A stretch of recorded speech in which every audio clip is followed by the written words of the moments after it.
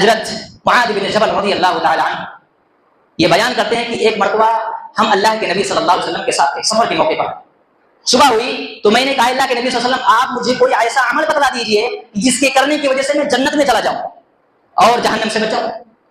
آپ نے فرمایا کہ آپ نے تو بہت اچھا سوال کیا ہے، آپ نے بہت اچھا سوال کیا، تم ایسا کرو کہ اللہ کی عبادت کرو، اس کے ساتھ کسی کو شریک نہ کرو، روزہ رکھو، نماز پڑھو اور اسی طریقے سے بیت اللہ کا حج کرو۔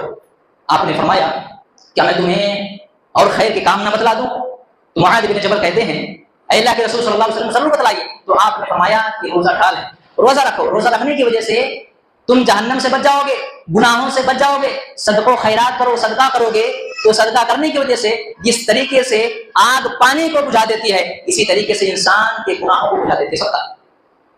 اس کے بعد آپ نے فرمایا کہ رات میں اٹھ کر کے تہجد کی نماز پڑھو۔ اس کے بعد آپ نے سورۃ السجدہ کی تلاوت کی، تتجافى جنوبهم عن المضاجع يدعون ربهم خوفا وطمعا۔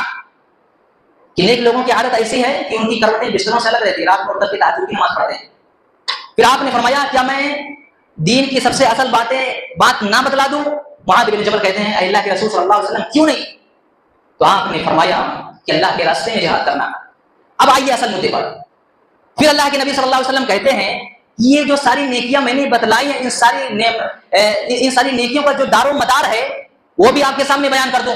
آپ نے اپنی زبان کو پکڑ کر فرماتے ہیں اس کو اپنے قابو میں رکھو، اس کو اپنے قابو میں رکھو۔ حضرت معاذ بن جبل کہتے ہیں اللہ کے رسول صلی اللہ علیہ وسلم کیا زبان کی بھی پکڑ ہوگی؟ کیا جو ہم بات بولتے ہیں کیا اس کی بھی پکڑ ہوگی؟ اللہ کے نبی صلی اللہ علیہ وسلم کہتے ہیں تیری ماں تجھے گم پائے، لوگوں کو عہدے منہ زبان کو غلط بولنے کی وجہ سے جہنم میں پھینک دیا جائے گا۔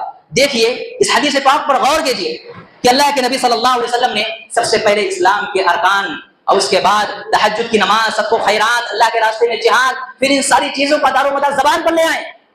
زبان کی وجہ سے جب زبان کی ناجائز استعمال کرنے کی وجہ سے انسان کو جہنم میں پھینک دیا جائے گا۔